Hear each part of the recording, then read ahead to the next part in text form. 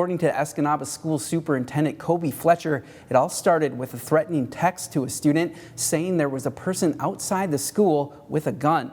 In time, law enforcement would find the threat to be a hoax, but school leaders were quick to act, immediately securing school entrances and calling in law enforcement.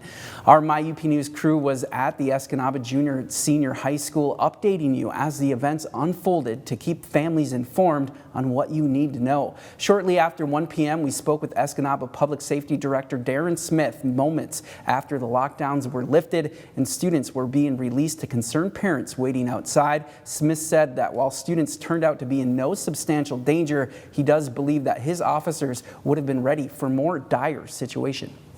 We recently had a large-scale scenario August 20th here at Escanaba High School. It was fresh. Going in, it really helped out because we knew our patterns. Tactically, what we had to do, we were prepared for it, worked really smoothly.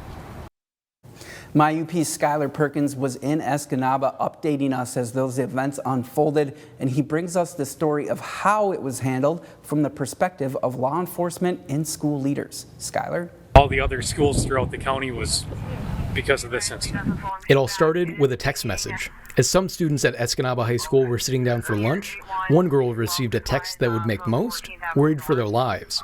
According to Superintendent Kobe Fletcher, it said the next national tragedy could happen right here at home. Here the threat was that there was somebody outside the school with a gun that was going to start shooting. He said she immediately told administrators, who triggered their dedicated alert system. When that happens, it also notifies law enforcement, and then it sends an automated notification to all of our other campuses as well. Once that happens, things really start rolling pretty fast. By 11:30, officers from multiple law enforcement agencies had begun the process of securing and sweeping schools across the district for any potential dangers.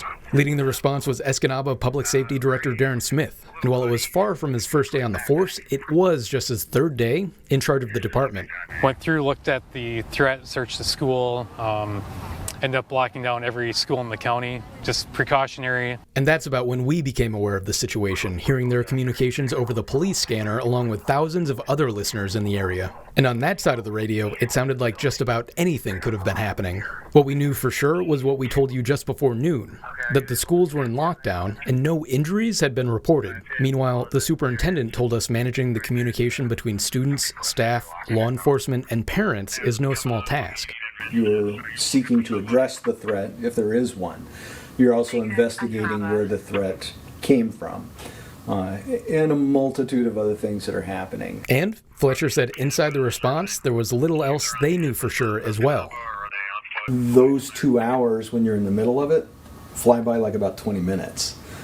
You really don't have time to catch your breath. Shortly after 1 p.m., police announced they'd found no threat to students, lifted the lockdown, and begun releasing them to anxious parents who had gathered outside.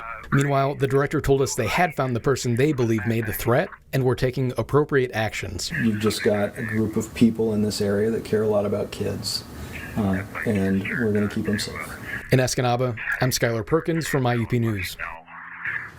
All right, thank you, Skylar, for that report. Now, we do want to take a second to talk about how we report on serious events that affect your family. While this situation thankfully turned out to be less serious, that's not always the case. And as a parent, we know that you need the most accurate information as soon as it's available. And with so many uncertainties hanging in the air, we pull out all the stops to ensure that you have the information you need. And that's why we pride ourselves on being the Upper Peninsula's most trusted newsroom. Thankfully, everyone there went home safely today. Great job to law enforcement and school administrators in ensuring student safety, and of course, teachers for keeping students calm.